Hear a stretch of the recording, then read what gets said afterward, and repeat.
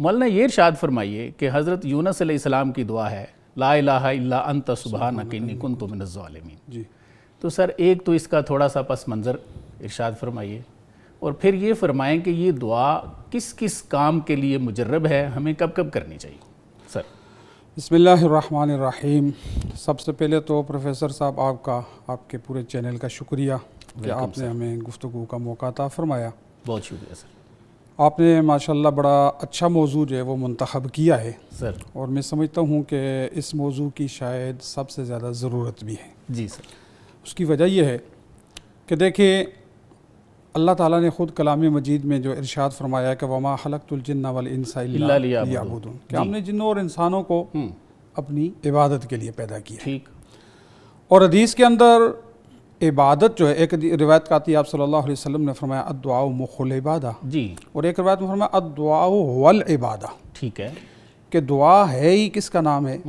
عبادت کا. بالکل صحیح ہے. ٹھیک ہے. اب رہی بات کہ جو آپ نے سیدنا یونس علیہ السلام کی دعا کا جو اللہ تعالیٰ نے کلام مجید کے اندر ارشاد فرمایا جی. اور اس کا آپ نے جو ہے وہ تذکرہ فرمایا، سر. تو سیدنا یونس علیہ السلام کی یہ جو دعا ہے جی جی. یہ انہوں نے کس موقع پر مانگی تھی، اور اس کے لیے اس کا پس منظر یہ ہے جی. کہ سیدنا یونس علیہ السلام کو اللہ تعالیٰ نے نینوا نام کی ایک بستی ہے جی جی. اس کی طرف مبعوث فرمایا تھا. سر.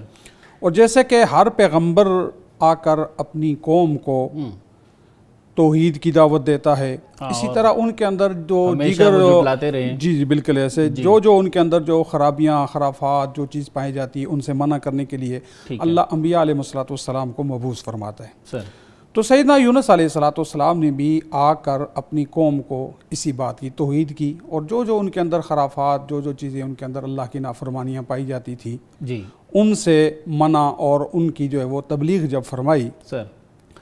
تو جیسے ہر پیغمبر کے ساتھ یہی ہوتا رہا کہ اکثر لوگ انبیاء علیہ السلام کی بات کا انکار کرنے والے، تکذیب کرنے والے. ایسے ہی. تو سیدنا یونس علیہ السلام کے ساتھ بھی ایسے ہی ہوا. جی. یہاں تک کہ بالآخر سیدنا یونس علیہ السلام قوم کی مسلسل جو سرکشی تھی، مسلسل نافرمانی تھی، اس سے تنگ آ کر انہوں نے بد دعا کی ایسے کہ اب اس قوم پر کیا ہو جائے، اللہ کی طرف سے عذاب نازل ہو. ٹھیک ہے. اور اللہ تعالیٰ نے عذاب بھیجنے کا وعدہ بھی فرما لیا. ایسے. لیکن سیدنا یونس علیہ السلام کو ابھی تک اللہ کی طرف سے یہ حکم نہیں آیا تھا کہ آپ جو ہے وہ کیا کر دیں، اپنی بستی کو چھوڑ کے چلے جائیں. ایسے ہی ہے. سیدنا یونس علیہ السلام رات کے وقت وہاں سے نکل گئے. اب جب قوم نے یہ دیکھا کہ سیدنا یونس علیہ السلام جیسے بھی ہیں لیکن کبھی انہوں نے جھوٹ نہیں بولا، ان کی کبھی بات کبھی ہم نے جھوٹ. اور دیکھیں جتنے بھی انبیاء علیہ السلام ہوتے ہیں نا، اللہ ان کو ہر خطا سے کیا رکھتا ہے؟ معصوم رکھتا ہے. معصومیت یہ انبیاء علیہ السلام کا کیا ہے؟ خاصہ ہے. بالکل ایسے. چنانچہ سیدنا یونس علیہ السلام جب وہاں سے نکل گئے تو قوم نے دیکھا کہ بھائی یونس علیہ السلام نکل گئے، لگتا ہے یہ اللہ کے سچے پیغمبر ہیں. صحیح. اب ہمارے اوپر تو عذاب آیا ہی آیا.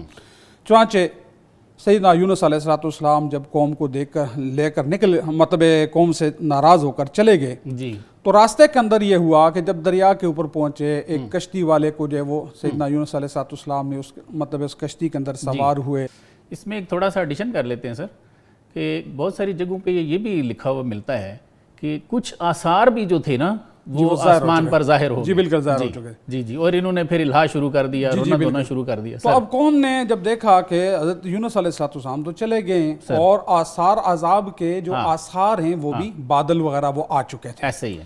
تو اب قوم سمجھ گئی کہ اب اللہ کا عذاب آئے گا. یہ سارے کے سارے جو ہے وہ ایک میدان کے اندر نکلے، حتیٰ کہ اپنے حدیث کے اندر یہاں تک آتا ہے کہ اپنے جو مال مویشی تھا نا وہ بھی لے کر جو ہے وہ، اور انہوں نے آہوزاری کر دی، الگ ہو کے جی مائیں بچوں سے الگ ہو گئی، اور انہوں نے اللہ تعالیٰ سے جو ہے وہ سچی توبہ کی، آہوزاری کی، اور اللہ نے ان کی اس توبہ کو قبول فرما لیا. اور اللہ نے جو آیا ہوا عذاب تھا وہ کیا کر دیا؟ ان سے ٹال دیا. سر شاید یہ واحد قوم ہے کہ جس پہ عذاب آ کے اس طرح واپس لوٹا. جی بالکل. یعنی کہ عذاب بالکل آنے ہی والا تھا، اس کے آثار تک نمودار ہو چکے تھے، لیکن اللہ تعالیٰ نے ان کی جو ہے وہ مطلب ہے کہ توبہ کو قبول فرما لیا.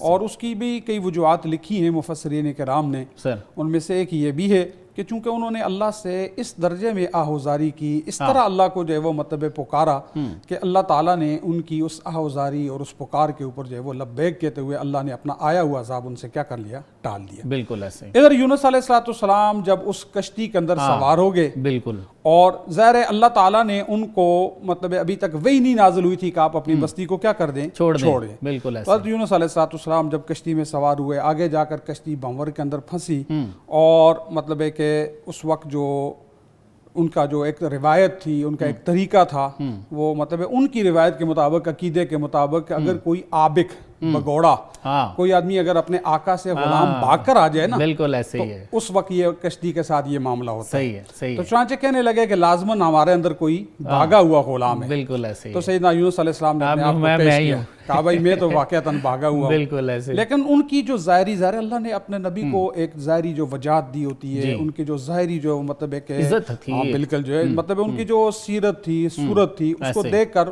کشتی والے اس بات کے اوپر یقین کرنے کو تیار نہیں تھے۔ بالکل ایسے۔ بہرحال پھر دوبارہ جب وہ طوفان کے اندر کشتی بھنور کے اندر پھنسی، تو انہوں نے کہا کہ چلو اب قرآن اندازی کر دیں۔ 3 دفعہ قرآن ڈالا، تینوں ہر دفعہ حضرت کا نام نکلے۔ اب مجبور ہو کر حضرت یونس علیہ السلام، بعض روایت میں کہ انہوں نے، اور بعض روایت میں کہ خود یونس علیہ السلام نے کشتی سے چھلانگ لگائی۔ جی۔